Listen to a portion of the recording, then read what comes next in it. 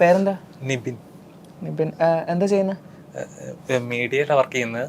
കുറച്ചൊക്കെ വീഡിയോസ് ഒക്കെ ചെയ്യാറുണ്ട്. യൂട്യൂബ് ഒക്കെ നോക്കുന്നുണ്ട്. അത്യാവശ്യം റീച്ച് ഒക്കെ ഉണ്ടോ? ചെറുതായിട്ട്. എനിക്ക് 41 വയസ്സ്. 41 വയസ്സ് ശരിക്കും. അതാ എനിക്കിഷ്ടം. ഇതാണ് പറയുന്നത്, പഠിക്കാൻ പറ്റുന്ന സമയത്ത് വല്ലത്തിനെയൊക്കെ കറക്റ്റ് ചെയ്തെടുത്തോണ്ടോ. അതിന് ഇപ്പം വീട്ടുകാരുടെ നിർബന്ധം അല്ലെങ്കിൽ ഇന്ന വയസ്സിൽ കെട്ടണം അങ്ങനെ ഒരു ഇതേ ഇല്ല. നിനക്ക് ഓക്കെ ആയോ? നിനക്ക് ഒരു പാർട്ട്ണറിനെയും കൂടെ ഇതാക്കാനുള്ള മാനസിക വളർച്ച എത്തിയെങ്കിൽ അതാണ് നിന്റെ സമയം. അമ്മ വേഷം, അമ്മൂമ്മ വേഷം, അമ്മായി വേഷം, അതൊന്നും എന്നെ സംബന്ധിച്ച് എനിക്ക് വലിയ പ്രശ്നമല്ല. എല്ലാവരും പറയുന്ന പോലെ വലിയ സംഭവമാണ്, പ്രശ്നമാണ്, ടൈപ്പ് കാസ്റ്റ് ആണെന്ന് പറയുന്നത് എന്നെ സംബന്ധിച്ച് എനിക്കൊരു വലിയ പ്രശ്നമായിട്ട് തോന്നിയിട്ടേ ഇല്ല. എൻ്റെ മാതാവേ, നീയൊക്കെ എന്നെ വൈറലാക്കുമല്ലേ.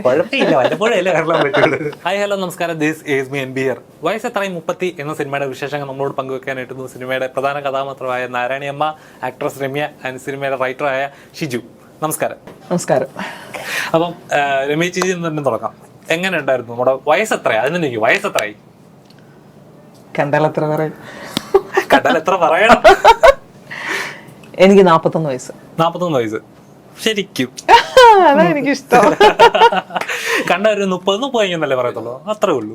41 പറയത്തൊന്നുമില്ല. ഞാൻ ഇപ്പോഴും ചെറുപ്പമാണ്. എന്നിട്ട് തന്നെ അമ്മച്ചി, തള്ളച്ചി, ഈ തള്ള ഇതെന്താ ഭാവിച്ചോണ്ടാ എന്നൊക്കെയാണ് പറയുന്നത്. അങ്ങനത്തെ റോളുകളെ കിട്ടുന്നുള്ളത്.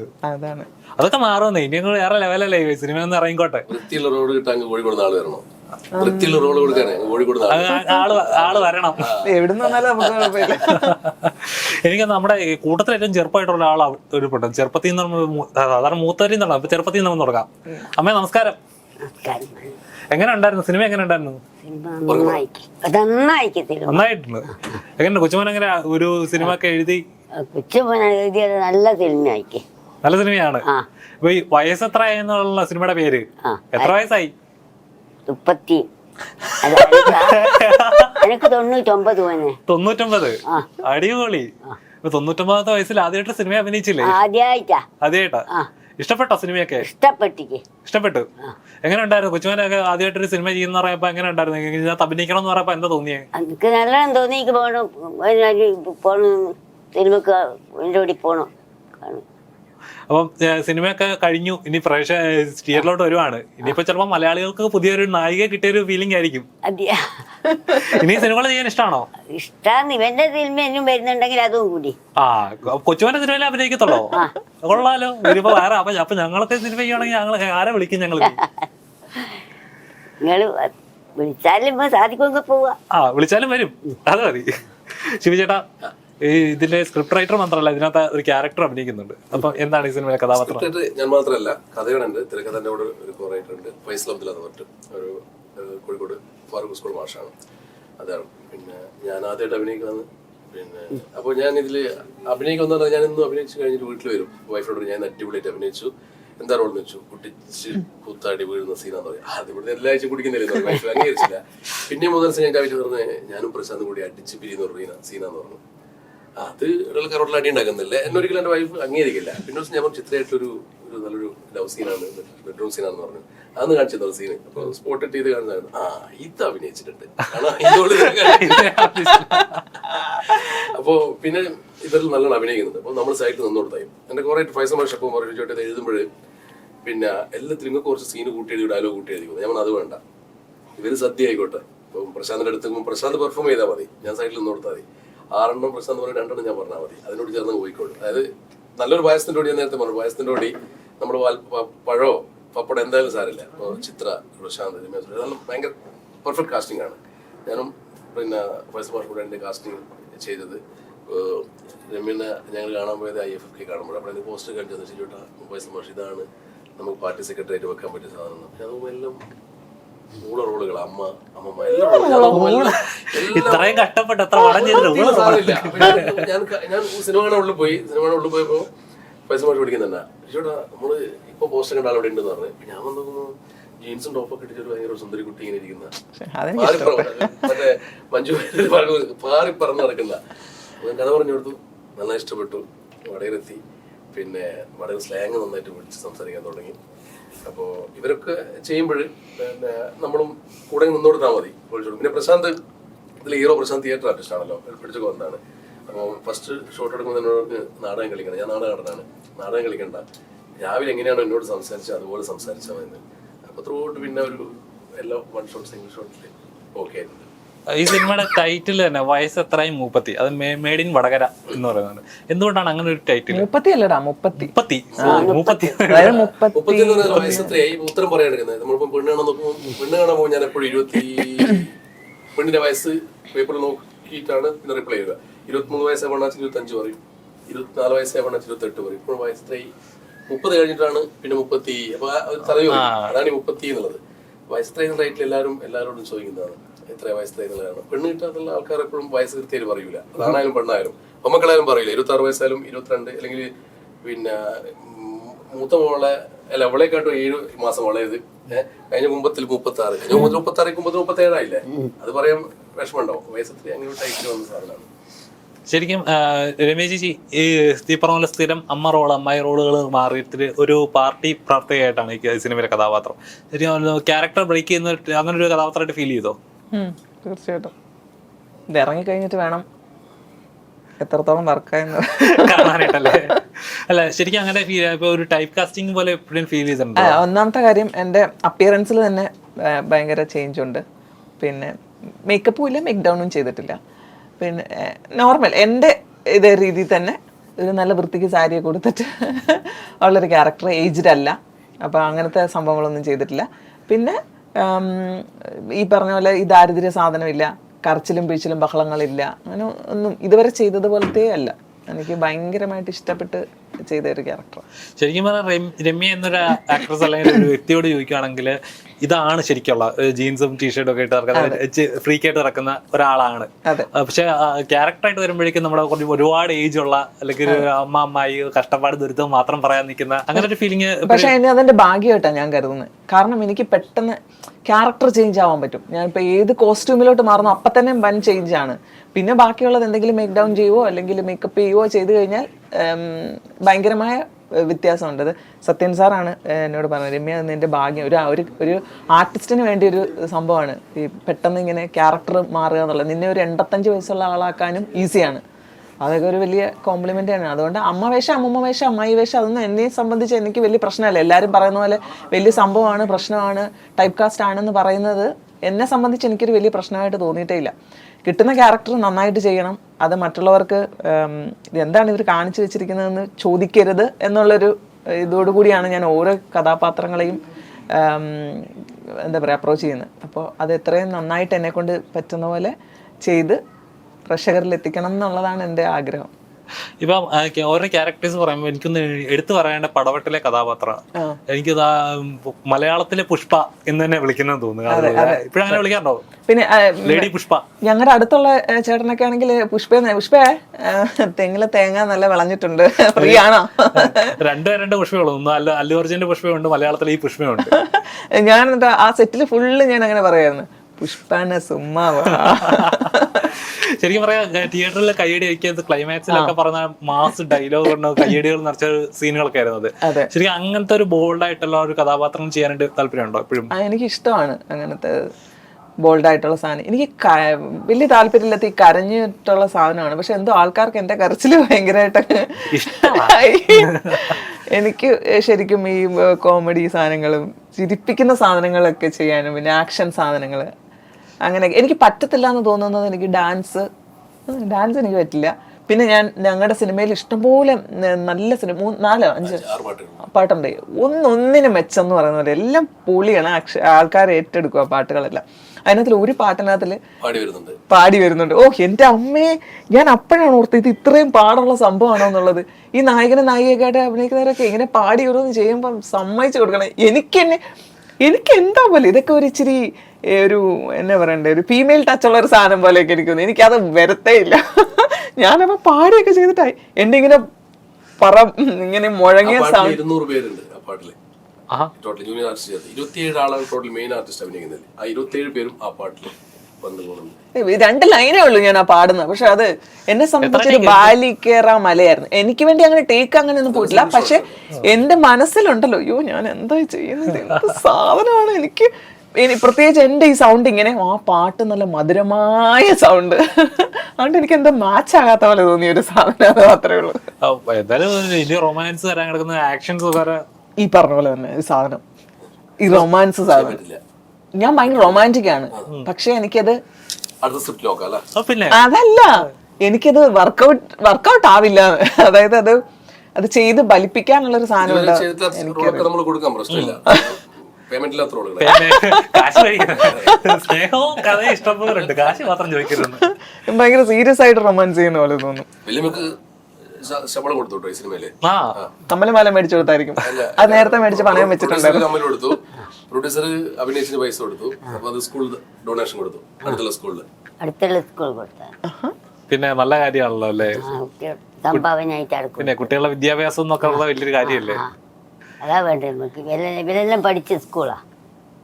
അപ്പം ചേട്ടാ നോർമലി ശരിക്കും പറയാം, ഈ സിനിമ മുന്നോട്ട് വെക്കുന്ന സബ്ജക്റ്റ് ഉണ്ടോ? വയസ്സ് എത്ര ആയെന്നോ, അതായത് ഒരു പ്രായം കഴിഞ്ഞ് കഴിഞ്ഞാൽ പെണ്ണ് കിട്ടത്തില്ല, ശരിക്കും അങ്ങനെ ഒരു ഇത് ക്രൈസിസ് ഉണ്ടോ? പ്രായത്തിന്റെ ഇഷ്യൂ അല്ലേ ഇതില്?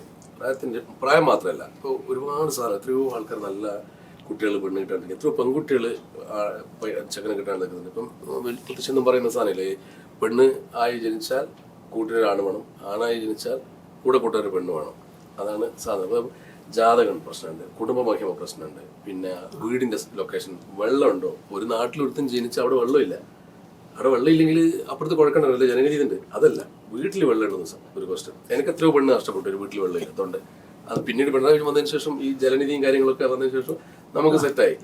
മുന്നിൽ കുഴക്കണം, ഈ പടത്തിലൂടെ നിങ്ങൾ കുഴക്കണം. എൻ്റെ വീടാണ് ഷൂട്ട് ചെയ്ത സ്ഥലം, ഇത് എൻ്റെ വീടാണ്, കുഴക്കണമുണ്ട്. പിന്നെ കുടുംബമഹിമ, അത് നമ്മൾ ആ വീടും അതിന്റെ ചുറ്റുപാടൊക്കെ വളരെ എന്തൊക്കെ നോക്കുന്നില്ല മുമ്പിട്ട്. അത്രയും അപ്പൊ പെണ്ണ് കാണാൻ പോയപ്പോ തന്നെ ഞാൻ ചോദിക്കാൻ കൂടുതൽ അവർക്ക് ഇങ്ങോട്ടാ ചോദിക്കാനല്ല, അടുത്തത്ര വീടുണ്ട്, വീടിന്റെ ഫേസ് അങ്ങോട്ടാണ്, പിന്നെ പെങ്ങളുണ്ടോ വീട്ടില്, കല്യാണം ചെയ്ത പെങ്ങളുടെ ഒന്നും പിന്നെ ഇല്ല. എത്രയോ സംഭവങ്ങൾ. ഇപ്പം കല്യാണ ആലോചന നമ്മൾ ഓക്കെ പറഞ്ഞു, അപ്പൊ പെണ്ണിന്റെ വീട്ടിൽ അന്വേഷിക്കാൻ വരുമല്ലോ, അന്വേഷിക്കാൻ വരും. വീട്ടിൽ വരുമ്പോ ആരും ഒന്ന് വെറുതെ പറഞ്ഞോടത്തായി, അല്ല ഷിജുവിന്റെ വീട് ഏതാ? ഷിജുവിന്റെ വീട് അതാന്നേ, എന്നാലും നിങ്ങൾ വേറെ ആരോട് ചോദിച്ചാലോ അവനെ പറ്റി പറയും, എനിക്ക് പറയാനില്ല എന്ന് പറയും. അത് മതി.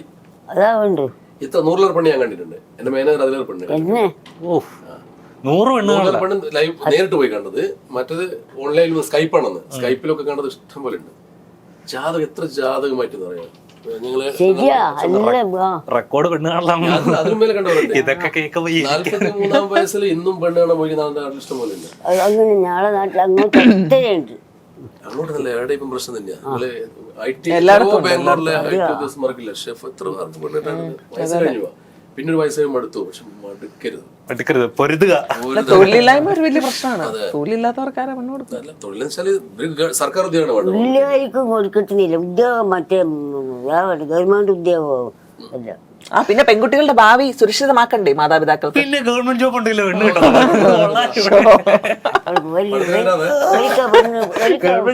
ബാക്കിയുള്ളവരൊക്കെ എന്ത് ചെയ്യും? അങ്ങനെ ചോദിക്കും. ഇനി നിങ്ങൾ ഒരു അനാഥാലയത്തിൽ പോയിട്ട് പെൺകുട്ടികളെ കല്യാണം കഴിക്കണം വെച്ചോ, 100,000 ഫോർമാലിറ്റീസാ, ഒരു സാധാരണ കരുത്ത് എടുക്കാൻ പറ്റില്ല. വിധവ അതിന് 5,000 പ്രശ്നങ്ങൾ വേറെ. എന്തിനാണ് പറയുന്നത്? ഈ പടത്തിൽ ഞാൻ കട്ട് ചെയ്ത സീനാണത്, ഇനി പറയുന്ന പ്രശ്നമില്ല. ഞങ്ങളുടെ നാട്ടില് കോടതി 10-12 കൊല്ലം ഒരുത്തരോട് ജീവിച്ച ഒരാള് ഭർത്താവ് മരിച്ച ശേഷം ഡൈവേഴ്സ് ആയിട്ട് കോടതിയിൽ നിന്ന് ഇറങ്ങി വരുമ്പോൾ പുറത്ത് ചെറുപ്പക്കാർ നിൽക്കുന്ന പെണ്ണാണ് വേണ്ടിയിട്ട്. എന്നിട്ട് ബ്രാഞ്ച് സെക്രട്ടറി ചോദിക്കുക, അല്ല കേസ് കഴിഞ്ഞില്ല, ആ കേസ് കഴിഞ്ഞ് എന്നാ പിന്നെ ഓൾറെഡി സെറ്റാ, ഡൈവേഴ്സ് ആയി കഴിഞ്ഞതിന് ശേഷം കല്യാണം കഴിക്കാൻ അവിടെ സെറ്റാ ഓൾറെഡി ആമ്പിള്ളേർ വേറെ. ആ സിനിമ കട്ട് ചെയ്തതാണ്. സിനിമ ഫൈസൽ അബ്ദുൽ മനോഹരമായിട്ട് അത് ചെയ്തിട്ടുണ്ട്. ആ സിനിമ ചെയ്തത് അത് കട്ട് ചെയ്തതാണ്. ചേച്ചി ശരിക്കും ആ പ്രശ്നം ഉണ്ടെന്ന് വിശ്വസിക്കുന്നുണ്ടോ? കാരണം എനിക്ക് തന്നെ അറിയാം, കുറേ വീഡിയോ ഞാൻ പല സ്ഥലത്തും ഇങ്ങനെ ഈ ഗ്രാമപ്രദേശത്ത് ഷൂട്ടിന് പോകുമ്പോൾ അവരും ഒക്കെ ആയിട്ട് നല്ല കമ്പനിയാവും. അന്നേരം അവരൊക്കെ ചോദിക്കും, നിങ്ങളുടെ നാട്ടിൽ നല്ല വല്ല പെണ്ണുങ്ങളുണ്ടോ? നമ്മുടെ ഇവിടെ അങ്ങനെ കെട്ടാൻ നിൽക്കുന്ന എന്തോരം ആൾക്കാരാ. കണ്ണൂർ പടവെട്ടിന് ഷൂട്ടിനൊക്കെ പോയി. അതുകൊണ്ട് ശ്രീചാട്ടിന് ഈ കഥ പറഞ്ഞപ്പോൾ എനിക്ക് പെട്ടെന്ന് കത്തി. കാരണം അവിടെ ചെന്നപ്പോഴും ഇതുപോലെയായിരുന്നു, പെണ്ണുങ്ങളെ ഇല്ല. പെണ്ണുങ്ങൾ 18 വയസ്സൊക്കെ ആകെ നോക്കിയിരിക്കുകയാണ്. നല്ല കാശുള്ള വീട്ടിലൊക്കെ പയ്യന്മാർ വന്ന് ഒന്നും വേണ്ടാന്ന് പറഞ്ഞിട്ട് കെട്ടിക്കൊണ്ട് പോകുന്നത്. പക്ഷെ ആ വീട്ടിലെ ആമ്പിള്ളേര് എന്നാ നല്ല വീടുണ്ടായിരിക്കും, ജോലിയുണ്ട് അല്ലേ. ഇന്ന് എന്താ ട്രെൻഡ് നിങ്ങൾ? ഇന്ന് ആൺകുട്ടി ഞാൻ ചൈനയിലായിരുന്നു. ചൈനയിൽ പെൺകുട്ടികൾ വളരെ കൂടുതൽ, ആൺകുട്ടികൾ വളരെ കുറവാണ്. ഈ ശനിയാഴ്ച ഞായറാഴ്ചയും പല പാർക്കുകളിലും അമ്മമാർ പ്ലക്കാർഡ് പിടിച്ചു നിൽക്കും, ലുക്കിംഗ് ഫോർ എ ബോയ് എന്ന് പറഞ്ഞിട്ട്. അതായത് പെൺകുട്ടികൾ വളരെ കൂടുതൽ, ആൺകുട്ടികൾ വളരെ കുറവാണ്. അപ്പോൾ പെണ്ണിനെ വേണമെന്ന് പറഞ്ഞിട്ട് അമ്മമാര് ഈ പാർക്കിൽ നിൽക്കും. ഞാൻ 28 വയസ്സായി ചൈനയിലുള്ള സമയത്ത് ഞാൻ ഇങ്ങനെ എന്തൊരവസ്ഥ, നമ്മളവിടെ റിവേഴ്സ് അല്ലേ. അതുപോലെ ഇവിടെ ഇപ്പോൾ ആൾക്കാർ നേപ്പാളിൽ പോവാണ്. ഇപ്പോൾ അടുത്ത് നേപ്പാൾ ടൂറിന് പോയ ആൾക്കാർ അവിടുത്തെ പെൺകുട്ടികൾ വന്ന് ചോദിക്കുക കല്യാണം കഴിക്കുമെന്ന്. കാരണം അവിടെ ദാരിദ്ര്യം ആയതുകൊണ്ട് റിവേഴ്സ്, പെൺകുട്ടി ഇങ്ങോട്ട് 2-3 കല്യാണം കഴിക്കാം. അപ്പം ഒരു പയ്യൻ ടൂറിന് പോയി ഇപ്പം യൂട്യൂബിൽ വന്നിരുന്നു, നിന്നെ കയ്യിൽ നയിക്കാന്ന് പറയും. അപ്പോ ചോദിച്ചു എന്റെ ഫ്രണ്ടിനെ കൂടെ കഴിക്കാൻ പോകുന്നു. അത് രണ്ടുപേരും രക്ഷപ്പെടില്ലോ വന്ന്. അയ്യോടാ, എന്ന് കേരളത്തിലേക്ക് വരാൻ പറയാം. ഇഷ്ടം പോലെ കർണാടക ബോർഡറില് പിന്നെ ക്ലാസ് എടുക്കുന്ന സ്ഥലമുണ്ട്. അതായത് പിന്നെ മൈസൂരിലും പിന്നെ ഹുൻസൂറിലും പോയിട്ട് പെണ്ണുകയിൽ കൊണ്ടുവരാൻ വേണ്ടി ഭാഷ പഠിക്കാൻ വേണ്ടിട്ട് ബോർഡറിൽ ക്ലാസ്സുകൾ. എന്തൊക്കെ എന്തൊക്കെയാ നടക്കുന്നല്ലേ അറിയുന്നില്ല. ഇതാണ് പറയുന്നത്, പഠിക്കാൻ പറ്റുന്ന സമയത്ത് വല്ലത്തിനൊക്കെ കറക്റ്റ് ചെയ്തെടുത്തോണ്ടോ.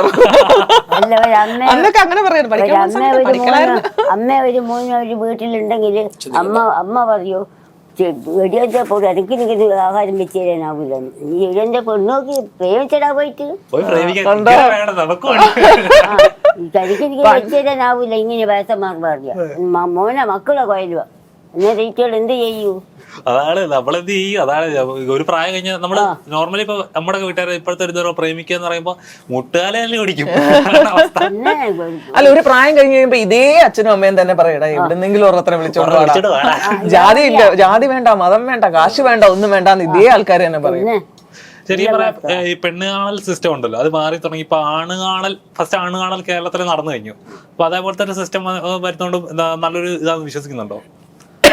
എന്തായാലും സ്റ്റൈലുകളുണ്ട് ഇപ്പൊ പെണ്ണുകളിൽ. ഇപ്പൊ പാലക്കാട് ഒരു അമ്പലത്തില് ആൺകുട്ടികളും പെൺകുട്ടികളും ഒരു ഊഞ്ഞാലാണ്. ഒരു ഊഞ്ഞാലിൽ ആണുങ്ങൾ നിൽക്കുക, മറ്റേ ഊഞ്ഞാലിൽ പെണ്ണുങ്ങൾ നിൽക്കുക. ഇത് എന്റെ ഫ്രണ്ട് പോയതാണ്. എനിക്ക് പെണ്ണിട്ടതിന് ശേഷം ഞാൻ ഓനെ കൂട്ടി പോയതാണ്. ഒരു ഊഞ്ഞാൽ ആൺകുട്ടികൾ, ഒരു ഊഞ്ഞാൽ പെൺകുട്ടികൾ. ഊഞ്ഞാലിങ്ങനെ ആട്ടും.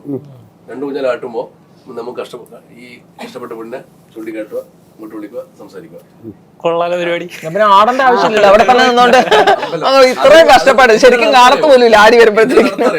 ഈ ഊഞ്ഞാൽ അമ്പലത്തിലേക്കുള്ള ഒരു വഴിപാടാണ്. അപ്പൊ ആ ഊഞ്ഞാൽ ആടുമ്പോ ഒരു പൈസ കൊടുക്കുക. അപ്പൊ അവിടെ സെറ്റ് ആയി കഴിഞ്ഞ വേറെ പൈസ അമ്പലത്തിൽ കൊടുക്കുക. കൊള്ളാലോ പരിപാടി. കാസർഗോഡ് ഒരുപാട് കുടകിൽ ഇങ്ങനത്തെ ഒരുപാട് ആചാരങ്ങൾ പറയുന്നുണ്ട്. രമേശ് ചേച്ചി, ശരിക്കും ഈ പെണ്ണ് കാണാൻ വരുമ്പോൾ അല്ലേ ശരി, അല്ലാത്തപ്പോൾ ഒരുപാട് ചോദ്യം ചേട്ടൻ മുമ്പ് ചോദിച്ച പോലെ പഠിത്തമുണ്ടോ, ജോലിയുണ്ടോ, എത്ര സാലറി ഉണ്ട്, ഫാമിലിയിൽ എത്ര പേരുണ്ട്, ഇങ്ങനെ 100,000 ചോദ്യങ്ങളുണ്ടല്ലോ. ശരിക്കും പറഞ്ഞാൽ ഒരു ഫാമിലിയിൽ അല്ലെങ്കിൽ ഒരു കുടുംബജീവിതം നയിക്കണമെങ്കിൽ ഇത്രയും ക്വസ്റ്റ്യനെയറൊക്കെ കഴിഞ്ഞ് ഒരു എക്സാം പാസ്സായിട്ടൊക്കെ കല്യാണം കഴിക്കുക അത് പലപ്പോഴും സക്സസ്ഫുൾ ആകാറുമില്ല. ശരിക്കും ഇതിൻ്റെയൊക്കെ ഒരു ആവശ്യം ഉണ്ടെന്ന് വിശ്വസിക്കുന്നുണ്ടോ? ഞാൻ ഇങ്ങനത്തെ ചോദ്യങ്ങളൊന്നും അഭിമുഖീകരിച്ചിട്ടില്ല. ഞാൻ ഇഷ്ടപ്പെട്ടു കഴിഞ്ഞല്ല, ഞാൻ തന്നെ ഒരാളെ കണ്ടുപിടിച്ചു, ഞങ്ങളത് വീട്ടിൽ അവതരിപ്പിച്ചു, പെട്ടെന്ന് തന്നെ സംഭവം സെറ്റായി. ഇല്ല, ഇതൊക്കെ അറിയണം. പക്ഷെ എന്താ പറയാ, കല്യാണത്തിന് മുന്നേ അല്ല നമുക്ക് പരിചയപ്പെടാനോ അല്ലെങ്കിൽ അറിയാനോ ഒക്കെ ഒരു സമയം ഉണ്ടാവുമല്ലോ. സമയത്ത് എന്തായാലും ചോദിച്ചറിയണം. ജസ്റ്റ് ഒരു റഫിന് ഒരു ഗെയിം പോലെ മുടിയാം. ഇപ്പൊ ഒരു ആണ് കാണൽ, ഞാനാണ് ചെറുക്കൻ, ചേച്ചിയാണ് പെണ്ണ്, ഒരു വീട്ടുകാര്, ഒരു ജസ്റ്റ് ഒരു റഫായിട്ട് ഒരു ആണ് കാണൽ എവിടെ നടക്കുന്നത് എന്നോട് ചോദിക്കാം. അല്ല, അപ്പൊ ഞാൻ ചോദിക്കുന്നത് എനിക്ക് അറിയില്ലല്ലോ. ഇത് സീനല്ല, ഒരു ഗെയിം പോലെ ഒരു ആണ് കാണലല്ല നടക്കുന്നത്. ഞാനാ ചെറുക്കനോട് എന്തുവാണ് ചോദിച്ചു. വീട്ടുകാരാണ് നിങ്ങൾ, പെണ്ണിന്റെ വീട്ടുകാർ പെണ്ണ് വന്നിട്ടുണ്ട്. പേരെന്താ? ഇത്രയൊക്കെ നാണം വേണോ? നിബിൻ. നീയാണോ നാണം? ഞാനാണല്ലോ ചെറുക്കൻ. പേരെന്താ? നിബിൻ. എന്താ ചെയ്യുന്നത്? മീഡിയയിലാണ് വർക്ക് ചെയ്യുന്നത്. കുറച്ചൊക്കെ വീഡിയോസ് ഒക്കെ ചെയ്യാറുണ്ട്, യൂട്യൂബ് ഒക്കെ നോക്കുന്നുണ്ട്. അത്യാവശ്യം റീച്ച് ഒക്കെ ഉണ്ടോ?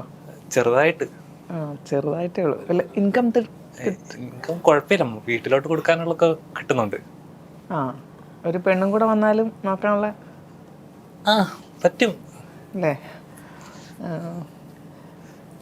അമ്മ അച്ഛനൊക്കെ? അമ്മ പണിക്ക് പോകുന്നുണ്ട്, അച്ഛനും പണിക്ക് പോകുന്നുണ്ട്, ഞാൻ വീട്ടിലിരിക്കുക.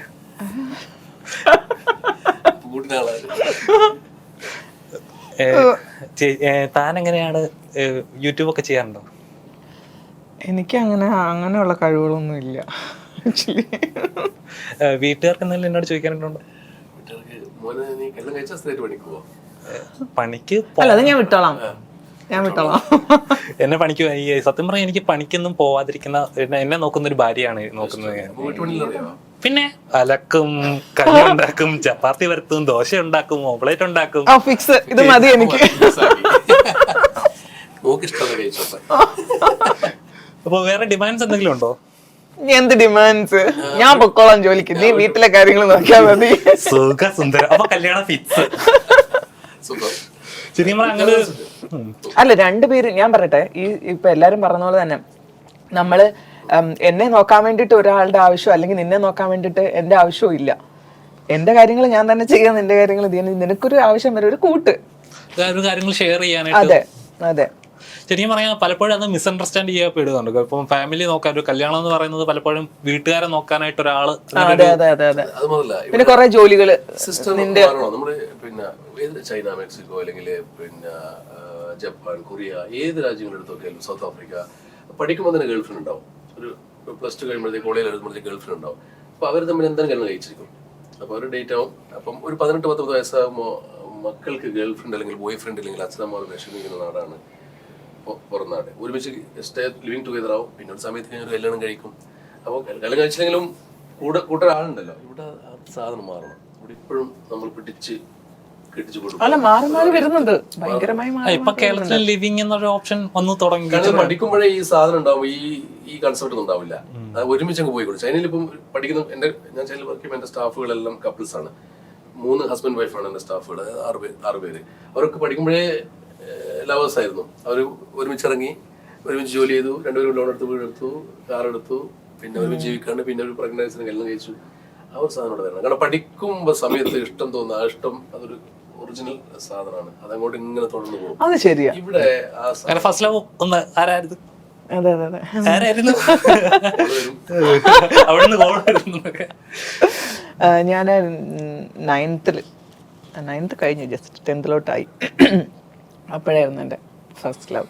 എങ്ങനെയാണ് ഫസ്റ്റ് ക്രഷ്? എങ്ങനെയായിരുന്നു സംഭവം? എങ്ങനെയായിരുന്നു ആളെങ്ങനെയായിരുന്നു? അല്ല, ഞങ്ങള് ഡെയിലി ഞാൻ സ്കൂളിൽ പോകുന്ന സമയത്ത് പുള്ളിക്കാരൻ കുറെ ആൾക്കാരുടെ കൂട്ടത്തിൽ ഇങ്ങനെ വരുന്നത്. അപ്പം ഡെയിലി ഇങ്ങനെ കണ്ട് ഫസ്റ്റ് ഡേ തന്നെ കണ്ടപ്പോഴേ ഞങ്ങൾ ഈ ചില്ലറ പൈസ മേടിക്കാൻ വേണ്ടി ഒരു കടയിൽ കയറിയപ്പോഴത്തേക്കിന് ഇവരൊരു 10-15 പേരുണ്ടായിരുന്നു. അവർ പെട്ടെന്ന് ഞങ്ങളെ ക്രോസ് ചെയ്ത് പോയി. അപ്പോൾ അതിലൊരുത്തൻ തിരിഞ്ഞു നോക്കി. അപ്പം ഞാനും നോക്കി. കുറച്ചങ്ങോട്ട് പോയി കഴിഞ്ഞപ്പോൾ വീണ്ടും തിരിഞ്ഞു നോക്കി. ബസ് സ്റ്റോപ്പ് എത്തുന്നവരെ ഈ ചെറുക്കൻ ഇങ്ങനെ തന്നെ. അപ്പം ഞാൻ എൻ്റെ കൂട്ടുകാരിയോട് പറഞ്ഞു, ഡീ ഒരുത്തൻ വീണടി എന്ന് പറഞ്ഞു. പക്ഷെ ഞങ്ങൾ വേണ്ടിയിട്ടൊന്നുമില്ല. പക്ഷെ ദിവസവും ഞങ്ങൾ കാണും. ഈ കൺകളി ആ സീനില്ലേ, ആ സീനായിരുന്നു. ഞാൻ ബസ്സിൽ കയറും, അത് കഴിയുമ്പോൾ ബസ് സ്റ്റോപ്പിലോട്ട് നോക്കും. അപ്പോൾ ആ ചെറുക്കൻ ഇങ്ങനെ തലയാട്ട്, ഈ ഒരു തലയാട്ട് കാണാൻ വേണ്ടി മാത്രം നമ്മളിങ്ങനെ നോക്കും. ഇത്രേ ഉണ്ടായിരുന്നുള്ളൂ. അങ്ങനെ ഒരു 3 മാസത്തോളം പോയി. പിന്നെ 10th പബ്ലിക് എക്സാമിന്റെ സമയത്താണ് ശരിക്കും എന്നോട് മിണ്ടുന്ന, അതായത് എക്സാമിന്റെ പോകുന്നതിന്റെ മുന്നേ പേരെന്നാന്ന് ചോദിച്ചു. അപ്പൊ ഇതിനൊന്നും മറുപടി ഞാനല്ല പറഞ്ഞത്, എൻ്റെ കൂട്ടുകാരി പറയുന്നത്. അങ്ങനെ ചോദിച്ചു മിണ്ടി. പിന്നെ ഞങ്ങൾ ഒരു അമ്പലത്തിൽ പോയപ്പോൾ കണ്ടു. അങ്ങനെ കണ്ട് പിന്നെ 10th ക്ലാസ് കഴിഞ്ഞ് +1 ആയി. +1 എത്തിയപ്പം ബ്രേക്കപ്പ് ആയി. ആ ചെറുക്കന് ചെറുപ്പത്തിൽ തന്നെ കല്യാണം. അവരുടെ വീട്ടുകാർ ഇത് പറഞ്ഞു, എന്നോട് ക്ഷമിക്കണം, ഞാൻ എൻ്റെ അച്ഛനമ്മ എന്നെ ഒരുപാട് കഷ്ടപ്പെട്ട് വളർത്തുക, അതുകൊണ്ട് എനിക്ക് അവരെ വിഷമിപ്പിക്കാൻ പറ്റത്തില്ല. എന്റെ ചങ്ങങ്ങ് പിടച്ചുപോയി. പക്ഷെ അപ്പൊ ഞാൻ പറഞ്ഞു, ഓക്കെ പേടിക്കൊന്നും വേണ്ട, ഞാൻ പുറകെ വരുമൊന്നുമില്ല. പക്ഷെ എന്തോ എൻ്റെ മനസ്സ് പറഞ്ഞു കല്യാണം നടക്കത്തില്ല എന്ന് പറഞ്ഞ് ഞാൻ വീട്ടിൽ പോയി. പക്ഷേ ഞാൻ പിന്നെ ആ വഴിക്ക് പോയിട്ടില്ല. കാരണം എൻ്റെ വീട്ടിൽ 10th ക്ലാസ്സിൽ പഠിക്കുമ്പോൾ തന്നെ ഈ ചെറുക്കൻ തന്നൊരു ലെറ്റർ പിടിച്ചായിരുന്നു. അപ്പൊ വീട്ടിൽ വൻ സീനായിരുന്നു. അപ്പോൾ അവർക്ക് ഞാൻ പ്രോമിസ് ചെയ്ത് ഇനി ഒരിക്കലും ഇനി അങ്ങനെ ഒന്നും പോവില്ല എന്ന്. പക്ഷെ പിന്നീട് അപ്പം ഞാൻ ഓർത്ത് അച്ഛനും അമ്മയും പറഞ്ഞാണ് ശരി, അങ്ങനെ പോകാൻ പാടില്ലായിരുന്നു. പിന്നെ +2 ആയി. +2 ആയപ്പോൾ ബ്രേക്കപ്പ് ആയി. പിന്നെ ഭയങ്കര ഇതായി. അങ്ങനെ 8 നിലയിൽ +2 മാത്സിന് പൊട്ടി. അതെ. പക്ഷെ 1.5 വർഷം കഴിഞ്ഞിട്ട് ഞാൻ 18 വയസ്സായപ്പോഴത്തേക്കിനും സാരി നമ്മൾ അമ്പലത്തിൽ പോകുമ്പോൾ എടുക്കാൻ വേണ്ടിയിട്ട് മേടിച്ചിട്ട് തിരിച്ചു വരുന്ന വഴിക്ക് ഈ ചെറുക്കനെ വീണ്ടും കണ്ട്. അപ്പം ഭയങ്കര ഒരു കിതപ്പ്, ടെൻഷൻ ഒക്കെ ആയിരുന്നു. അപ്പൊ ആ ചെറുക്കൻ ഞാനോർത്ത് കല്യാണം കഴിച്ച് കാണും ഒന്ന് മിണ്ടായിരുന്നു വന്നിരുന്നെങ്കിൽ. അപ്പൊ ആ ചെറുക്കൻ ഒരാളോട് വർത്താനം പറഞ്ഞോണ്ടിരിക്കുക, ഞങ്ങൾ ഒരു കോണ്ടാക്റ്റും ഇല്ല. പക്ഷെ കുറച്ചു നേരം കഴിഞ്ഞപ്പോൾ ആ ചെറുക്കൻ തിരിച്ചു വന്നു ബൈക്കിൽ. അത് ഇങ്ങനെ ചോദിച്ചു, താൻ എവിടെയായിരുന്നു, ഞാൻ എത്ര നാളം തന്നെ ഒന്ന് അന്വേഷിച്ചു. അപ്പൊ എന്റെ ഡീറ്റെയിൽസ് ഒന്നും ഞാൻ കൊടുക്കത്തില്ല. ഫോണൊക്കെ വിളിക്കും, പുള്ളിയുടെ നമ്പറൊക്കെ എനിക്കറിയാം. അപ്പൊ എന്നോട് ചോദിച്ചു, എന്നെ ഒന്ന് വിളിക്കാവോ, എനിക്ക് കുറച്ച് കാര്യം സംസാരിക്കാണ്ടെന്ന്. പിന്നെ വിളിയായി, ബഹളമായി.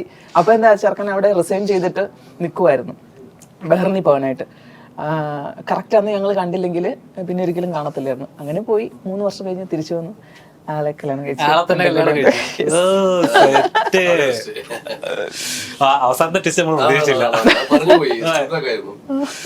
ശരിക്കും പറഞ്ഞാൽ അങ്ങനത്തെ ലവ് സ്റ്റോറി നമ്മള് സ്കൂളിലുണ്ടാകുന്ന പ്രണയം എപ്പോഴും സ്പെഷ്യൽ. അതാ പറഞ്ഞേ. ഇത് പൊട്ടിപ്പോയ സമയത്ത് പഞ്ചവർണ്ണ പൈങ്കിളിത്തത്തെ. എനിക്കാണെങ്കിൽ പിന്നെ സൂര്യ അല്ലല്ല സിന്ദൂര സന്ധ്യ പറയൂ നിൻ, ആ പാട്ടൊക്കെ ഇല്ലേ, അതൊക്കെ മനസ്സമേനെ പാട്ടുകൾ പോലും നമ്മളെ ഭയങ്കരമായിട്ട് ബാധിക്കും എന്നുള്ളതാണ്. ശരിക്കും പറയാ അങ്ങനത്തെ ലവ് സ്റ്റോറികൾ പക്ഷെ ഇപ്പോഴത്തെ നമ്മുടെ സൊസൈറ്റി എന്ന് പറഞ്ഞാൽ പ്രണയം എന്ന് പറയുന്നത് എന്തോ ഒന്ന് പ്രണയത്തിന് ഒരു വാല്യൂ ഇല്ല. ഒന്ന് കണ്ടു ഇഷ്ടപ്പെടുകയാണെന്നുണ്ടെങ്കിൽ നോ പറഞ്ഞു കഴിഞ്ഞാൽ ഉടനെ എന്തോ എനിക്ക് കിട്ടാത്ത വേറെ ആർക്കും കിട്ടരുതെന്നുള്ളൊരു മൈൻഡ് അങ്ങനെ ഒരു എങ്ങനെ അങ്ങനെയൊക്കെ ചെയ്യാൻ പറ്റുന്നതെന്ന് തോന്നുന്നില്ല. നമ്മൾ ബ്രേക്കപ്പ് ആയാലും ഓക്കെ പോയി രക്ഷപ്പെട്ടാൽ മതി, അങ്ങനെ ഒരു സാധനം നമുക്കൊക്കെ തോന്നുന്നത്. ഇപ്പൊ അതല്ല. ഇപ്പൊ നമ്മുടെ സൊസൈറ്റിയുടെ കുഴപ്പമാണ്. ഒന്ന് പറഞ്ഞ രണ്ടിനെ എനിക്ക് കിട്ടിയില്ല വേറെ ആർക്കും കിട്ടരുത്, അങ്ങനത്തെ ഒരു മെന്റാലിറ്റി. അത് എന്താ പറയാ, സൊസൈറ്റിയുടെ കുഴപ്പമാണ്, ആളുകളുടെ കുഴപ്പമാണോ എന്താ പറയാ. അതെ, ബന്ധങ്ങൾക്ക് ഒരു ആത്മാർത്ഥത ഇല്ല എനിക്ക്. ഇപ്പൊ ഒന്നല്ലെങ്കിൽ ഒന്ന് സീരിയസ്നെസ് ഇല്ല പിള്ളേർക്ക് ആണെങ്കിലും. ഇപ്പൊ തന്നെ കുഞ്ഞി പിള്ളേർക്ക് തന്നെ 5, 6-ാം ക്ലാസ്സിൽ 7-ാം ക്ലാസ്സിലൊക്കെ പഠിക്കുന്ന പിള്ളേർക്ക് പ്ലസ് 2 ഒക്കെ എത്താകുമ്പോഴത്തേക്ക് ഒരു വേറെ ലെവലാ. അപ്പം നോർമലി ഇപ്പൊ ഇപ്പോഴത്തെ ഒരു നമ്മുടെ ഇപ്പോഴത്തെ സൊസൈറ്റി തന്നെ എടുത്തു. കാരണം വെച്ചാൽ വളർന്നു, വിവാഹം എന്നൊരു കൺസെപ്റ്റ് മാറിയിട്ട് ലിവിങ് ആയാലും ഓക്കെ എന്നൊരു മെന്റാലിറ്റിയാണ്. പക്ഷെ ഈ പറഞ്ഞ പോലെ ഒരു സെക്ഷുവലായാലും ശരി ലവിലായാലും ശരി എന്തോ ഓക്കെ മൈൻഡാണ്. എന്നാൽ പണ്ടായിരുന്നെങ്കിൽ വിവാഹത്തിന് മുമ്പ് പയ്യനെ നോക്കാൻ പാടില്ല, പയ്യനുമായിട്ട് ഡീറ്റെയിൽസ് അറിയാൻ പാടില്ല. ഇപ്പോൾ സൊസൈറ്റി കുറച്ചുകൂടെ ലിബറലായി, അടുത്തിരിക്കുന്ന ആളെ കുറച്ചുകൂടെ മനസ്സിലാക്കി കുറച്ച് നാൾ ഇടപഴകിയിട്ട് മാത്രമേ അയാളുമായിട്ടുള്ള ലൈഫ് മുന്നോട്ട് വേണോ വേണ്ടോ എന്ന് പോലും ഇപ്പോൾ തീരുമാനിക്കുന്നത്. ഇപ്പം പണ്ട് സെക്ഷലി പോലും അനങ്ങാനും വേണ്ടത് ഇപ്പോൾ കുറച്ചുകൂടെ ഇതാണ്. ഈവൻ ദോ സെക്ഷലി ആയാൽ പോലും അത് സേഫ്റ്റി ഒക്കെ ഒരു കോമൺ ഇറ്റ്സ് നോർമൽ എന്നൊരു സിസ്റ്റത്തിലോട്ട് വന്നിട്ടുണ്ട്. ശരിക്കും അതെന്താ അങ്ങനെ ഒരു സൊസൈറ്റി ആണോ വളർന്നത്, അതോ പണ്ടത്തെ ഒരു കൾച്ചർ? പണ്ടത്തെ ഒട്ടും നമുക്ക് അംഗീകരിക്കാനേ പറ്റത്തില്ല. അതില് പെണ്ണുങ്ങൾ അനുഭവിച്ചുകൊണ്ടിരുന്ന ബുദ്ധിമുട്ടുകൾ എത്രമാത്രമായിരുന്നു. അവർക്ക് അവരുടെ അഭിപ്രായങ്ങൾ പറയാനോ ഇഷ്ടങ്ങൾ പറയാനോ ഒന്നും സാധിക്കത്തില്ല. പുരുഷന്മാരെ എല്ലാം അവരുടെ ആധിപത്യം, അവരുടെ സുഖത്തിന് വേണ്ടിയിട്ടുള്ള സംഭവങ്ങളാണ് എല്ലാം. അതിലൊരു ഇതാണ് സ്ത്രീ എന്ന് പറയുന്നത്. അത്രേ ഉണ്ടായിരുന്നുള്ളൂ, ഒരു ഒബ്ജക്റ്റ് മാത്രമേ. അതെ അതെ. ഇന്ന് പക്ഷെ അങ്ങനെയല്ല. സ്ത്രീ എന്ന് പറയുന്നത് പുരുഷനെ പോലെ തന്നെ സർവ്വ സ്വാതന്ത്ര്യവും എന്താ പറയാ ഏത് ഇതിലും ജീവിക്കാനുള്ള നമ്മളുടെ അവനെ പോലെ തന്നെ അവകാശ സ്വാതന്ത്ര്യമുള്ള ഒരു സഹജീവിയാണ് സ്ത്രീ എന്നുള്ള ഒരു കാഴ്ചപ്പാട് ഇപ്പോൾ ഉള്ള ജനറേഷനുണ്ട്. സ്ത്രീകൾ അവരുടെ ഇത് തിരിച്ചറിഞ്ഞു എന്നുള്ളതാണ് കൂടുതൽ. അതുകൊണ്ടാണ് അവർ ഇൻഡിപെൻഡന്റ് ആവുന്നതും കല്യാണം വേണോ വേണ്ടോ എന്നൊക്കെ തീരുമാനിക്കും. ഇൻഡിപെൻഡൻസ് കൂടുമ്പോൾ ഈ പറഞ്ഞ പോലെ ചാൻസസ് കുറയുമല്ലേ? അങ്ങനെ ഒരു കുഴപ്പം ഫീൽ ചെയ്യുന്നുണ്ടോ? അല്ലെ ശരിക്കും. കാരണം വെച്ചാൽ കഴിഞ്ഞ കാണത്തെ ഒരു സെൻസസ് തന്നെ പറഞ്ഞു ആണുങ്ങൾക്ക് പെൺകുട്ടികളെ കിട്ടാൻ ചാൻസസ് കുറവാണ്. ഇപ്പോൾ ഞങ്ങളും ഇപ്പോൾ പബ്ലിക് റെസ്പോൺസ് ഒക്കെ എടുത്തായിരുന്നു. അപ്പോൾ അവർ ചോദിക്കുന്നത് വെച്ചാൽ ഞങ്ങൾ എന്തിന് കല്യാണം കഴിക്കണം, ഞങ്ങൾക്ക് വിദ്യാഭ്യാസമുണ്ട്, ഞങ്ങൾക്ക് ജോലിയുണ്ട്, ഞങ്ങൾക്ക് സ്വന്തമായിട്ട് നിൽക്കാൻ പറ്റുന്നുണ്ട്. അല്ല പക്ഷെ ഞാൻ പറയാം, അത് ഒരു പരിധിവരെ അതെല്ലാം ഓക്കെയാണ്. പക്ഷെ ഒരു ഏജിൽ എത്തിക്കഴിയുമ്പോഴല്ലോ നമുക്കൊരു പാർട്ട്ണർ വേണം. കാരണം നമുക്ക് ലൈഫിൽ ഇനി മുന്നോട്ടൊന്നും ചെയ്യാനില്ല എന്നുള്ളൊരു സാധനം തോന്നുന്ന ഒരു ഏജ് വരും. അന്നേരം പിന്നെ നമുക്കൊരു പാർട്ട്ണറെ കിട്ടണമെന്നുമില്ല. ശരിക്കും പറഞ്ഞാൽ നമുക്ക് കൂട്ടിനൊരാൾ വേണം, അതിൽ കുഞ്ഞുങ്ങളുണ്ടാവണം, അവരുടെ ജീവിതങ്ങളെ അവരുടെ വളർച്ച ഇതൊന്നും ഇല്ലെങ്കിൽ പിന്നെ ഒരു ഘട്ട എത്തുമ്പോഴത്തേക്കിനും ഭയങ്കര ഡ്രൈ ആയി പോകും ലൈഫ്. ലൈഫിൽ ഒരു കാര്യം ഷെയർ പറയാനൊന്നും ആളില്ലാതെ വരുമ്പോഴാണ് അതിന്റെ ബുദ്ധിമുട്ട് മനസ്സിലാവുന്നത്. അപ്പം എൻജോയ് ചെയ്യേണ്ട സമയത്ത് ശരിക്കും എൻജോയ് ചെയ്യുക. പിന്നെ പാർട്ട്ണറെ എടുക്കേണ്ട സമയത്ത് തന്നെ അതും പ്രത്യേകിച്ച് ഉണ്ടല്ലോ അവിടെ. ഇപ്പൊ എന്നാന്ന് ചോദിച്ചു കഴിഞ്ഞാൽ പെണ്ണുങ്ങൾ കുറവാണ്. അതുകൊണ്ടാണ് ഒരു പെണ്ണിന് 3 ആണെന്നുള്ള കണക്ക് വെച്ചിട്ട്. എന്റെ ദൈവം. അല്ല പ്രത്യേകം അങ്ങനെ ഏജ് വല്ലതും ഉണ്ടോ? കാരണം എന്താ വെച്ചാൽ ഞങ്ങൾ ആണുങ്ങളുടെ കേസിൽ ഇപ്പൊ എന്റെ കേസിൽ പറയാൻ തന്നെ വീട്ടുകാർ പറയുന്നത് ഒരു 20, 22, 23 വയസ്സിനുള്ളിൽ പഠിത്തം പൂർത്തിയാക്കുക, 25 വയസ്സിനുള്ളിലെങ്കിലും ലൈഫ് സെറ്റിൽ ആവും, ഒരു ജോലി ഇത്ര രൂപ സാലറി എങ്കിലും അക്കൗണ്ടിൽ ഉണ്ടാവണം, ഒരു 27, 28 വയസ്സിനുള്ളിലെങ്കിലും കല്യാണം നടക്കണം. അങ്ങനെയാണെങ്കിൽ ലൈഫ് കൃത്യമായിട്ട് ശരിക്കും അങ്ങനെ ഒരു ഇതുണ്ടെന്ന് വിശ്വസിക്കുന്നുണ്ടോ? ഇല്ല ഇല്ല ഇല്ല. ശരിക്കും നിന്റെ മാനസിക വളർച്ചയെ ആസ്പദമാക്കിയാണ് ഇരിക്കുന്നത്. അതിന് ഇപ്പം വീട്ടുകാരുടെ നിർബന്ധം അല്ലെങ്കിൽ ഇന്ന വയസ്സിൽ കെട്ടണം അങ്ങനെ ഒരു ഇതേ ഇല്ല. നിനക്ക് ഓക്കെ ആയോ, നിനക്ക് ഒരു പാർട്ട്ണറിനെയും കൂടെ ഇതാക്കാനുള്ള മാനസിക വളർച്ച എത്തിയെങ്കിൽ അതാണ് നിന്റെ സമയം. പെൺകുട്ടികളുടെ കേസിലാണെങ്കിൽ നേരത്തെ കല്യാണം കഴിപ്പിച്ച് വിടുന്ന പരിപാടി ഉണ്ടല്ലോ, അതായത് ഇപ്പം പറഞ്ഞു അങ്ങനെ ഒരു ശരിക്കും പണ്ടെന്ന് പറഞ്ഞാൽ പെൺപിള്ളേർക്ക് വിദ്യാഭ്യാസം കുറവായിരുന്നു അല്ലേ. ഒരു പെണ്ണല്ലേ 10 വരെ പഠിപ്പിച്ചാൽ മതി, 10 വരെ പോയാൽ മതി, അങ്ങനെയൊക്കെ ഉള്ളൊരു സാധനമായിരുന്നു. അപ്പം ജോലിയില്ല, പിന്നെ അവരെപ്പോഴും വീട്ടിലൊരു ബാധ്യതയാണ്, ആരുടെയെങ്കിലും തലയിൽ വെക്കണം എന്നുള്ളതാണ് വീട്ടുകാരുടെയും ഉദ്ദേശം. അപ്പോൾ പോയാലും അവിടെ എന്ത് സംഭവിച്ചാലും നീ സഹിച്ച് നിൽക്കണം, അമ്മയും അച്ഛനും ഓർത്ത് അവിടെ നിൽക്കണം, അങ്ങനെയൊക്കെ പറയുന്ന ഒരു സംഭവമായിരുന്നു. ഇപ്പം പെൺകുട്ടികൾ പഠിക്കാൻ തുടങ്ങി, സ്വന്തം കാലം നിൽക്കാനായി, അപ്പൊ അതിന്റെ ഒന്നും ആവശ്യമില്ല. അവള് എവിടെയാണെങ്കിലും സ്വന്തമായി നോ പറയാം. അതെ. ഓരോ സിനിമകൾ ചെയ്യുമ്പോഴും നമുക്കൊരു ഡ്രീം ഉണ്ടാവില്ല, ഇന്ന പോലെ ഒരു കഥാപാത്രം കിട്ടിയിരുന്നെങ്കിൽ. അങ്ങനെ ഏതെങ്കിലും ഡ്രീം ചെയ്ത ഒരു കഥാപാത്രം ഉണ്ടോ? ഞാൻ ചെയ്തിട്ടില്ല, ഡ്രീം ഉണ്ട്. എന്താണത്? അല്ല, ഞാൻ പറഞ്ഞ എല്ലായിടത്തും പറയുന്നത് തന്നെ, കോമഡി, കുശുമ്പ്, മറ്റേ സൈക്കോ, പോലീസ് ഓഫീസർ പവറുള്ള പോലീസ്, സൈക്കോ, പക്ക സൈക്കോ, അങ്ങനത്തെ എനിക്ക് ഭയങ്കര ഇങ്ങനെ പ്രതീക്ഷിക്കുന്ന സാധനങ്ങളാണ്. സൈക്കോ ആയിട്ടൊക്കെ ഞങ്ങൾക്ക് കാണാനായിട്ട് യോഗം ഉണ്ടാവില്ല അല്ലേ? അങ്ങനെ കച്ച കച്ച കച്ച കച്ച വെട്ടി കണ്ടിച്ചിട്ടുണ്ട്. ഇപ്പം നമ്മൾ ചെയ്യുന്ന പടങ്ങൾ, ഇപ്പൊ ഓരോ കഥാപാത്രങ്ങൾ ചെയ്യുമ്പോഴും നമുക്ക് ഉണ്ടാവുമല്ലോ റെഫറൻസ് എടുക്കാം. ചിലപ്പോൾ ഏതെങ്കിലും സാമ്യം ഉണ്ടോ, അല്ലെങ്കിൽ ഇന്ന കഥാപാത്രമായിട്ട് റെഫറൻസ് എടുക്കാറുണ്ടോ? ഇപ്പൊ നമ്മളോട് പറയുമല്ലോ, ഇത് ഭയങ്കര അലമ്പ് തള്ളയാണെന്ന് പറയുമ്പം ആ ഒരു അലമ്പത്തരം, പിന്നെ വെട്ടൊന്ന് തുണ്ടം രണ്ടെന്നുള്ള ഒരു സാധനമാകുമ്പം അങ്ങനെ നമ്മുടെ ചുറ്റിനും ഉണ്ടല്ലോ അങ്ങനെ പല ടൈപ്പ് ഓഫ് അമ്മമാര്, അവരെയൊക്കെ ഒന്ന് നോക്കി വെച്ചേക്കും. ആരൊക്കെയാണ് എന്റെ പരിചയത്തുണ്ടോ? അപ്പം ഈ സിനിമയിൽ നമ്മുടെ വടകര സ്ലാങ് ആണോ? അതെ, വടകര സ്ലാങ്. ഒരു ഡയലോഗ് ഞങ്ങൾക്ക് വേണ്ടി ചുമ്മാ ഞാൻ എന്തെങ്കിലും ചോദിക്കാം അതിന്. അങ്ങനെ എന്നോട് ചോദിക്കുകയും ചെയ്തത്. ഞാൻ ഇതിലൊരു എന്റെ ഒരു കണ്ടിന്യൂസ് ആയിട്ട് ഞാൻ പറയുന്ന ഒരു ഡയലോഗ് പറയാം. ഇത് പറയാം, ഇന്നാടിന് ഒരു തനതായ രീതിയുണ്ട്, തനതായ ശൈലിയുണ്ട്, എല്ലാം പിന്നെ അതല്ലേ. അതെ, അങ്ങനെ എന്നോട് പറഞ്ഞു തന്നത്. ഇങ്ങനെയൊന്നും അല്ല എന്റെ ഭാവം, അത് പറയുമ്പോ വേറെന്തോ ആണല്ലേ, ആ സമയത്ത് ക്യാരക്ടറിനെ ഉൾക്കൊണ്ടുകൊണ്ടൊക്കെ പറയുന്നതാണ്. ശരിക്കും സിനിമ തന്നെയാണോ ചേച്ചിയുടെ ഡ്രീം? സിനിമ എന്റെ ഡ്രീമേ അല്ല, എന്റെ മനസ്സിലേ ഇല്ലാത്തൊരു സാധനമായിരുന്നു. ഞാൻ നേഴ്സാന്ന് പറഞ്ഞല്ലോ. അല്ല, ചിലരെ ആക്സിഡന്റലി സിനിമയ്ക്ക് വരുന്നുണ്ട്. അങ്ങനെ വന്നാ ഞാൻ അങ്ങനെയാണ് പറഞ്ഞു തീരെ സമ്മതിച്ചില്ല. ഞാൻ ഓഡിഷൻ വഴി വന്നതാണ്. ഓഡിഷൻ വരാൻ കാരണം ഇപ്പൊ ഒത്തിരി പറഞ്ഞിട്ടുണ്ട്, ഒരു പാട്ട് പാടി വൈറലായ സാധനം, അത് തെറ്റിദ്ധരിക്കപ്പെട്ടത് കൊണ്ട് അങ്ങനെ ഇന്നത്തെ ദിവസം തന്നെ ആ പാട്ട് എത്ര പ്രാവശ്യം പാടി. മാതാവേ, നീയൊക്കെ എന്നെ വൈറലാക്കുമല്ലേ. അല്ല, പലർക്കും അറിയില്ല ആ പാട്ട് പാടിയത് ഞാനാന്നുള്ളത്. അന്ന് തന്നെ തെറി വിളിച്ചവരാണ്. 3.3 മില്യൺ വ്യൂവേഴ്സ് ആയിരുന്നു 20 പേജിൽ ഞങ്ങൾ അത് ഡിലീറ്റ് ചെയ്യിപ്പിക്കുമ്പോ 2017 ഇറങ്ങി ഒരു കുറച്ച് നാളുകൾക്കുള്ളിൽ. പിന്നെ ഇപ്പോഴെങ്ങാണ്ട് ഒരു പേജിലെങ്ങാണ്ട് കിടപ്പുണ്ട്. അപ്പൊ ഞാനിപ്പോ മെന്റലി ഓക്കെ ആയപ്പോ ഞാൻ വിചാരിച്ചു അത് അവിടെ കിടക്കട്ടെ എന്ന് വിചാരിച്ചു. അതുകൊണ്ട് അത് മാത്രം ഞാൻ കളയുന്നില്ല. ആ പാട്ട് ഞാൻ യൂട്യൂബിൽ പാടിയിട്ടില്ല, യൂട്യൂബിലാണ് ആരോ അപ്ലോഡ് ചെയ്തേക്കുന്നത്. അപ്പൊ ആ പാടിയ രീതിയിലല്ല ഞാൻ പാടുന്നത്. അത് പാടിക്കഴിഞ്ഞാൽ വീണ്ടും ഞാൻ തെറി വിളിക്കും. അതുകൊണ്ട് മാന്യമായി പാടാം.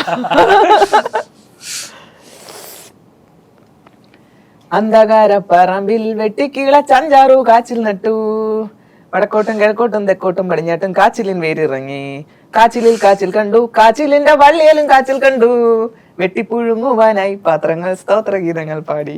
അത്രേ ഉള്ളൂ. ഇത് ഞാൻ 2 പ്രാവശ്യം വെച്ച് പാടി ആണ് ഇട്ടിരുന്നത്. കുറച്ച് ബിൽഡപ്പ് കൊടുത്തായിരുന്നു. ഞാൻ ഭയങ്കര പാട്ടുകാരിയാണ്, വലിയ സംഗീതം അഭ്യസിച്ച ആളാണെന്നൊക്കെ പറഞ്ഞിട്ടാണ് ഇതിട്ട്. അപ്പൊ ആൾക്കാർ വിശ്വസിച്ചു ഞാൻ എന്തോ ടിപ്പ് പറയാൻ പോവാണ്.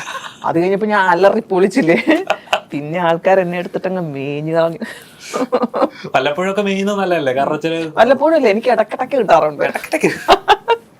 അപ്പൊ നമ്മൾ ചെയ്യുന്ന ഓരോ ചേച്ചി ഇപ്പൊ ചെയ്യുന്ന കഥാപാത്രങ്ങൾ നോക്കുകയാണെങ്കിൽ അമ്മമായ കഥാപാത്രങ്ങളെല്ലാം പറഞ്ഞു. ഇപ്പം ഒരു ഏത് സിനിമ ചെയ്യുമ്പോഴും അല്ലെങ്കിൽ നമ്മൾ ഡ്രീം ഉണ്ടാവില്ല, ഇന്ന ആളുടെ കൂടെ വർക്ക് ചെയ്യണം, അല്ലെങ്കിൽ ഇന്ന ഡയറക്ടറുടെ വർക്ക് ചെയ്യണം. അങ്ങനെ ഡ്രീം ചെയ്യുന്ന ഏതെങ്കിലും ഡയറക്ടേഴ്സ്, ക്രൂ അങ്ങനെ ഏതെങ്കിലും ഉണ്ടോ? ദിലീഷ് പോത്തൻ, ബ്രെഡ് ഷൈൻ, ലിജോ ജോസ് പെല്ലിശ്ശേരി, പിന്നെ ആക്ടേഴ്സ് ആണെങ്കിലും എല്ലാരും കിടക്കുന്നേ ഉള്ളൂ. ഞാൻ 10-28 പടം ചെയ്തെന്ന് പറഞ്ഞിട്ട് കാര്യമില്ല. ലാലേട്ടൻ, പൃഥ്വിരാജ്, ദുൽഖർ, ജയറാമേട്ടൻ, ദിലീപേട്ടൻ, ജയസൂര്യ, ഇഷ്ടംപോലെ ആൾക്കാർ കിടക്കുവാണ്. മലയാള സിനിമ ഉണ്ട്. ഞാൻ നിവിൻ പോളി, സുരാജേട്ടൻ, ഫഹദ്, പിന്നെ എല്ലാം ന്യൂജൻ പിള്ളേരുകളാണ്. നമ്മുടെ ബാലു, മറ്റേ ലുക്മാൻ, അങ്ങനെയുള്ള പിള്ളേർ സെറ്റുകളുടെ കൂടെ അവരുടെ അമ്മയായിട്ടാണ് ഞാൻ അഭിനയിച്ചേക്കുന്നത് മൊത്തം. ഇനി പഴയ ആൾക്കാരുടെ കൂടെ വരും. ചേട്ടാ, ഇപ്പൊ ഇനിയൊരു ചിത്രം ചെയ്യുകയാണെങ്കിൽ ഏത് ജോണർ? ഇതൊരു കോമഡി ജോണറാണെന്ന് പറയും. ഇനിയൊരു ചിത്രം ചെയ്യുകയാണെങ്കിൽ റിയൽ ലൈഫാണ്. ബിവെയർ ഓഫ് മൈ സൺ എന്ന് പറഞ്ഞ മൂവിയാണ് അടുത്ത ചിത്രം. ഞങ്ങളുടെ ജൂണിൽ സ്റ്റാർട്ട് ചെയ്യും. അപ്പം എനിക്കൊരു തമിഴ് സിനിമയിൽ അഭിനയം കിട്ടിയിട്ടുണ്ട്. ജോലി ബാബുടെ കൂടെ. ഷാപ്പാട്ട് രാമൻ എന്ന് പറഞ്ഞിട്ട് തമിഴ് ഡയറക്ടറാണ്. AR മുരുകദാസിന്റെ അസോസിയേറ്റ് ചെയ്യുന്ന പടമാണ്. സ്ക്രിപ്റ്റ് ഞാനിരിക്കുന്നത് തമിഴ് പടമാണ്. ഷാപ്പാട്ട് രാമൻ. ജൂലൈ ഓഗസ്റ്റ് സ്റ്റാർട്ട് ചെയ്യും. ഇവിടെ ഞങ്ങൾ ബിവെയർ ഓഫ് മൈ സൺ ജൂണിൽ സ്റ്റാർട്ട് ചെയ്യും. അത് ഒറിജിനൽ കഥയാണ്, കോമഡി പറഞ്ഞുകൊണ്ട് ഒരു എന്നാലും ഡിഫറെന്റ് കിഡ്സ് മൂവിയാണ്. അപ്പം എന്തായാലും വയസ്സെത്രയായി? 28 റിലീസ്. കൂടെ തന്നെ വലിയൊരു ചിത്രമായ ആടുജീവിതം മലയാളികൾ ഒരുപാട് എക്സ്പെക്ട് ചെയ്യുന്ന ഒരു ചിത്രം കൂടിയാണ്. അപ്പോൾ പേടിയുണ്ടോ തിയേറ്ററുകളിലെ എണ്ണം കിട്ടുമെന്ന്? എന്നെ ഒന്നും പേടിയില്ല. പടം കണ്ടോളൂ, ആൾക്കാർ കണ്ടോളും. ആദ്യത്തെ 3 ദിവസങ്ങൾ പടം പിന്നെ ആൾക്കാർ കണ്ടു കഴിഞ്ഞാൽ പിന്നെ കയറി കൊളുത്തിക്കോളും. നമ്മള് തിയേറ്ററിൽ കിടക്കില്ല കടൽ പോലെ കേരളത്തില്. പ്രേമലും ഇതൊക്കെ കണ്ടിട്ട് അതൊക്കെ ഒഴിഞ്ഞു മാറി പുതിയ പടങ്ങൾ വരണം, 2 പടം വരണം. പിന്നെ അത് വേറൊരു ക്ലാസ് പടം, ഞങ്ങളത് വേറൊരു ഫാമിലി സെറ്റ്. അത് ഒരു കുടുംബത്തോടെ പോയി കഴിഞ്ഞിരുന്നിട്ട് ആഘോഷിക്കാൻ പറ്റുന്ന സിനിമയാണ്. അപ്പം ചിത്രം വലിയൊരു വിജയമായിട്ട് ഞങ്ങൾ ആശംസിക്കുന്നു. അപ്പം കാണാൻ വരുന്ന പ്രേക്ഷകരോട് എന്താണ് പറയാനുള്ളത്? പ്രേക്ഷകര് കുടുംബത്തോടെ പോകണം. അച്ഛനും അമ്മയും മക്കളും അച്ഛമ്മയും അച്ചാച്ചനും പറ്റുമെങ്കിൽ പണ്ടുള്ള പോലെ വലിയൊരു ബസ്സിലോ ജീപ്പിലോ അയൽപ്പക്കത്തെ ആൾക്കാരിലും കൂടി ചേർന്ന് പോകുന്ന പോലെ കൂട്ടായിട്ട് പടത്തിന് പോകണം. തിയേറ്ററുകളിൽ ഞങ്ങൾ 60ഓളം തിയേറ്ററുകളുണ്ട്. എറണാകുളം 40 തിയേറ്റർ, പിന്നെ കൂടി 20 തിയേറ്റർ ഉണ്ട്. തമിഴ്നാട്ടിൽ ചെന്നൈയിലും പിന്നെ ബാംഗ്ലൂരും പടം റിലീസ് ആകുന്നുണ്ട്. വലിയ പടമാട് ചെയ്തത് അപ്പുറത്തുണ്ട്. എന്നാലും സദ്യ ഏതായാലും ഒരു പായസം വേണം. അപ്പുറത്ത് സദ്യ ആണെങ്കിൽ ഇപ്പം നല്ല 2 നല്ല നെയ് പായസവും പാൽപ്പായസവും ഞങ്ങൾ ഇപ്പുറത്ത് സ്ക്രീനിൽ ഒരുക്കി വെച്ചിട്ടുണ്ട്. എല്ലാവരും എന്തായാലും കാണണം. പിന്നെ കണ്ടവർ അഭിപ്രായങ്ങൾ പറയണം. എന്ത് പിന്നെ കമന്റ്സ്, നെഗറ്റീവ് പോസ്റ്റ്, എല്ലാ കമന്റ്സ് ഞങ്ങൾ അറിയിക്കണം. അടുത്ത പടങ്ങളിൽ ഞങ്ങൾ ഇനിയും മറിച്ചുകൊണ്ട് നല്ലൊരു സ്കീമായിട്ട് പിന്നെയും വരുന്നതായിരിക്കും. ചേച്ചി എന്താണ് പ്രേക്ഷകരോട് പറയാനുള്ളത്? ഇതൊക്കെ തന്നെ പറയാനുള്ളത്. ഇതൊക്കെ തന്നെ പറയാനുള്ളത്. എനിക്ക് വേറെ പറയാനുള്ളത് എല്ലാവരും കാണണം. ആദ്യം നീയൊക്കെ പോയി സിനിമ കാണണം, എന്നിട്ട് അത് നീ പോയി കാണുന്നു. അതെ, നിങ്ങൾ പോയി കാണണം മക്കളെ. പ്രൊമോഷൻ ചെയ്താൽ മാത്രം വരാം. കാണണം. കണ്ടിട്ട് നിങ്ങളും ഒരു റിവ്യൂ ഒക്കെ ഇട്ടാലല്ലേ. അതെ, ഇത് കണ്ടിട്ട് പെണ്ണ് കിട്ടുമെന്നുള്ളതാണ്. ഇതിനിപ്പോ ടെൻഷനായി തോന്നുന്നു. നിനക്കിനി പെണ്ണ് കിട്ടുകൂടാ, അങ്ങനൊന്നുമില്ല. യോഗം ഉണ്ടെ കിട്ടും. അതെ തന്നെ, അത്രേ ഉള്ളൂ. കഴിഞ്ഞ വീട് പെണ്ണങ്ങ് വരും, വരുവാനിക്കല്ലേ. എനിക്കൊരു ചെറിയ പ്രതീക്ഷ വരുന്നുണ്ട്. എല്ലാരും കാണുക, എല്ലാവരും സപ്പോർട്ട് പോയി ചെയ്യുക. കാണണം. അപ്പം എന്തായാലും നിങ്ങളുടെ സിനിമ എന്ന് പറഞ്ഞൊരു വലിയൊരു സ്വപ്നമാണ്, ഒരുപാട് പേരുടെ അധ്വാനമാണ്. അപ്പം നിങ്ങളുടെ അധ്വാനത്തിന് തീർച്ചയായും റിസൾട്ട് ഉണ്ടാവട്ടെ. സിനിമ തിയേറ്ററിൽ നിറഞ്ഞോട്ടെ, ആളുകളെല്ലാം ഒന്ന് 100 ദിവസം തിയേറ്റർ നിറയട്ടെ എന്ന് ഞാൻ ആഗ്രഹിക്കുന്നു. ഇതിന്റെ വിജയാഘോഷത്തിൽ ഞങ്ങൾക്ക് പങ്കെടുക്കാൻ സാധിക്കട്ടെ. നിന്റെ നാവ് പൊന്നാവട്ടെ. ആലോചിക്കുന്ന സമയത്ത് നിങ്ങൾ ഞങ്ങളെ കോൺടാക്ട് ചെയ്യാൻ www.bollywoodfilms.com. ഉറപ്പായിട്ട് പെണ്ണ് കിട്ടി ഞാൻ വിളിക്കും. എല്ലാരും പോയി കണ്ടാൽ നിങ്ങൾക്ക് അറിയാം സിനിമേന്റെ. തീർച്ചയായും ഞങ്ങൾ എല്ലാവരും തിയേറ്ററിലുണ്ടാവും. അപ്പോൾ ഇത്രയും സമയം ഞങ്ങൾക്ക് വേണ്ടി തന്നിട്ടുണ്ടായി. Thank you so much.